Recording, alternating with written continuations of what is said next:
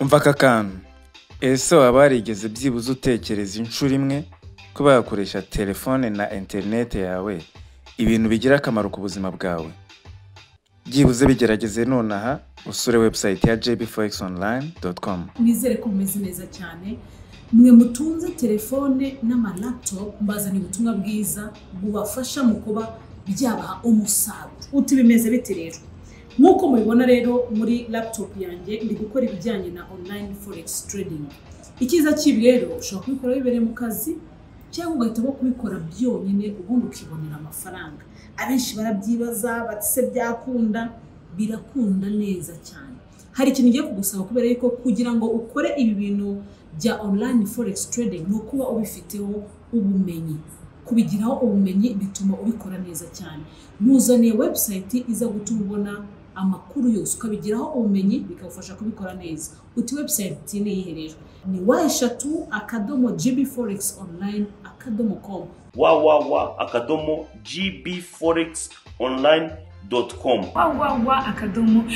gbforexonline.com. www.gbforexonline.com. gbforex online gbforexonline.com. gbforex online. Hello, muraho neza. This is JB Forex Online. Nkuko bisanzwe n'ubundi tuje muri Didiuno cyangwa se warubizi. Ariko ubu ngubu turi kugenda tuba update ku bijyanye n'icyo bita Trump tariff. Byamaze kugaragara ko iryo tangazo cyangwa se iyo myanzuro yafashe mu gushyiraho ibihugu bigiye bitandukanye imisoro iri hejuru byabyaye igishobora kwitwa trade war cyangwa se intambara y'ubucuruzi by'umwihariko hagati ya Amerika ndetse n'Ubushinwa. Nibyo bintu dushaka kubabwiraho gake muri aka kanya aho bigeze, ariko duhere byibuze ku mateka cyangwa se ibi bihugu by'umwihariko biri guhangana cyane, tutaragera ku buryo bari kugenda bakina n'imisoro, bamwe bazamura n'abandi bazamura n'abandi bazamura.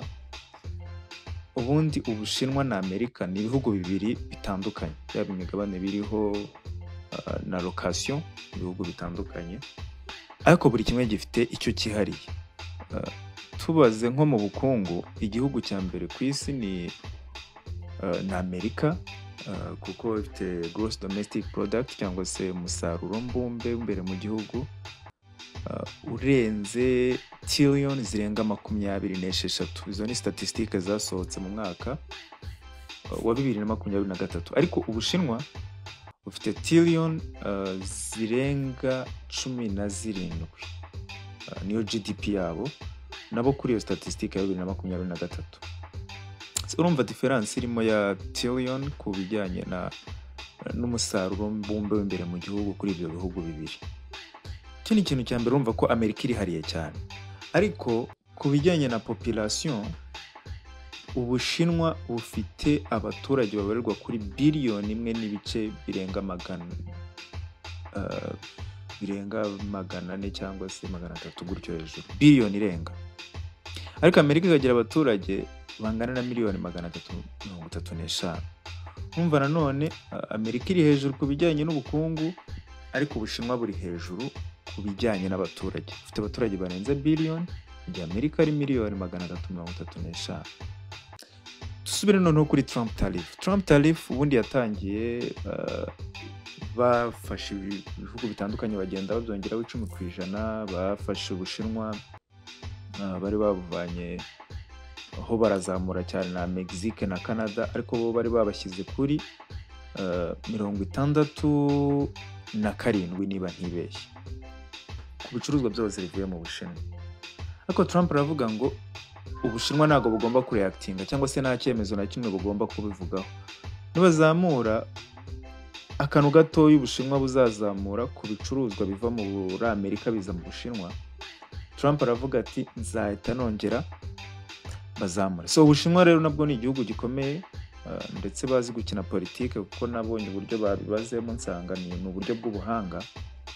Bahise bafatana n'ibiciro imisoro ku bicuruzwa biri kuva muri Amerika babishyira kuri 84%.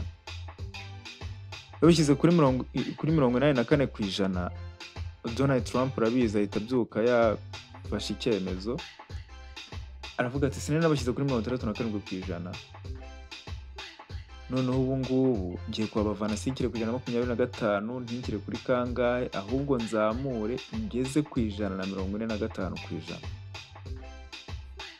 Bigeze aho ngaho urumva imibare iyo iri kujya, Ubushinwa nabwo buravuga buti dushyize ku 145%, twebwe icyo tugiye gukorera ntabwo turashyira ku 145%, siko twashyize kuri 84 bahita bashyira ku 125%. Urumva bo bashyize ku 125%, ariko Amerika yashyize ku 145%.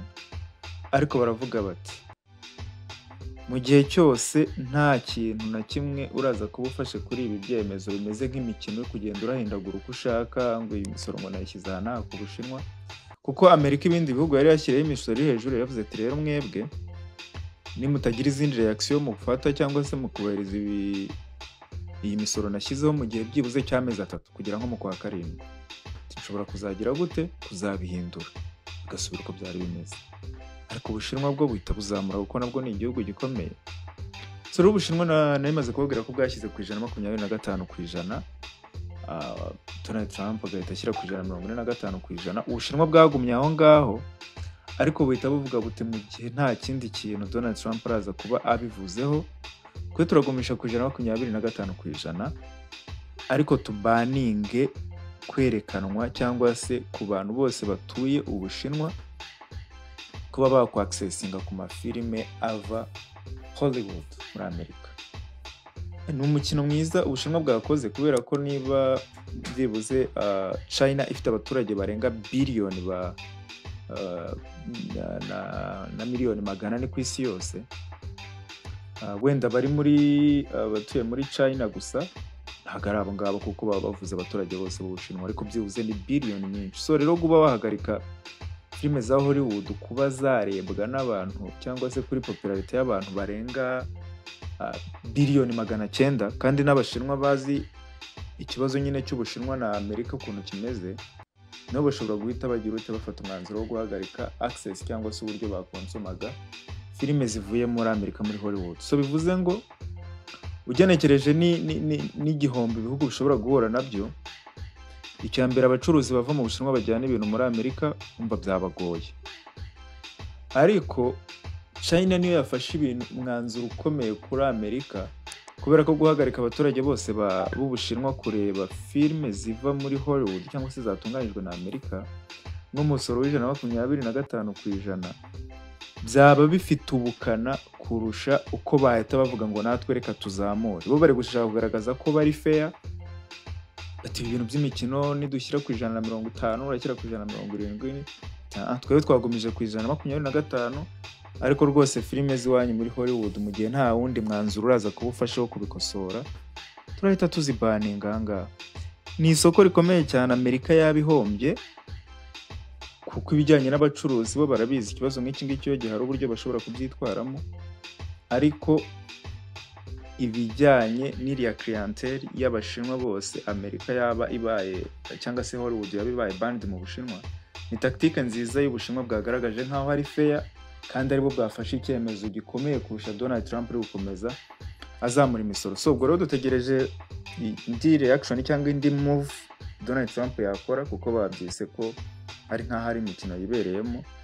Ariko nanone wenda mu gusoza ka tubabwire impact biri kugira ku ma comment y'abantu benshi, by'umwihariko kuri Global Financial Market.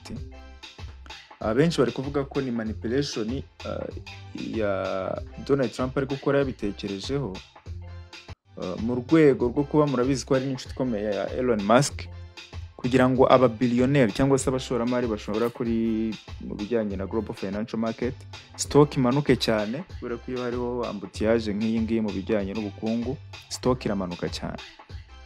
Stock ni imanuka cyane, bagure shares menshi.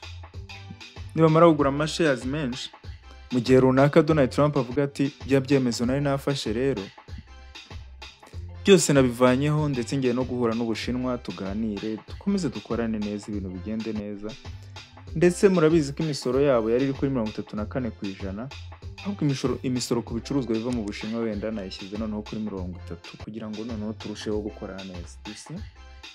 So bari kuvuga bati ibyo bintu nibyo Donald Trump ashobora gukora, nawe akaba ari mu baguze shares menshi, and then shares cyangwa se stock gahita izamuka igatumbagira, baba billionaires baguze stock yabikoze nko ku bushake byamanutse bite bizamuka, so bikomeze kugrowinga ubukungu bw'abanyamerika, cyane ko abanyamerika aribo bafite billionaires benshi bashobora guprofita mu gikorwa n'icyo ngicyo cyaba kibaye. So uretse ibyo ngibyo ndakomeza nkurikirana ama update, hagize andi makuru mashyashya nshobora kubona nshobora kuyabamenyesha. Bibutsa ko nk'uko bisanzwe ugiye muri description ya buri kiganiro tugenda tubabwiraho cyangwa se tuvugaho, ushobora gusangamo link ya HFM, akaba ariwe mu broker mwiza dukoresha mu gihe turi gutradinga, nawe ukaba wamukoresha. Iyo uri gufungura account ukagira ikibazo, ushobora kutwandikira kuri WhatsApp tukabafasha. Afite na crypto account, ama account ushobora gutradingiraho ama crypto. So ndumva nari nababwiyeho ko abantu bajya bafunguraho ariko bagafungura account zitandukanye zikabagora kuzikoresha. Byaba byiza bagiye bafungura iyitwa Zero Speed account cyangwa Pro account. Ntekereza ko nizo zitaba gora cyane ugereranyije n'abafungura Cent account. Akoze cyane. Mbere yo gusoza sinabura kubanza kukurangira social media zacu kugira ngo ube wadukurikirana ujye umenya amakuru agiye arambuye cyangwa se ajyanye n'ibyo tugenda tuvugaho, by'umwihariko ku bijyanye na Global Financial Market. Social media zacu zose dukoresha JB Forex Online. Kumenya amakuru arambuye byisumbuyeho ushobora gusura website yacu ariyo jbforexonline.com ukamenya byinshi birenzeho. Nka ibyo bidahagije cyangwa se by'akarusho, dufite group ya Telegram buri gihe tuyipininga muri description kugira ngo abantu bashaka gusobanuza cyangwa se kuganira ibyisumbuyeho duhuriye muri group ya Telegram, aho tuganira byimbaza nkusubize, wandika usubizwa, ikibazo udafite usobanuza. Mbibutsa kandi ko muri JB Forex Online ubu ngubu twabazaniye igisubizo ku bantu bagiraga ikibazo cyo kwiga bitewe n'amasaha cyangwa se bitewe naho baherereye. Dufite GMT itandukanye cyangwa se bitewe n'igihe bavira mu kazi.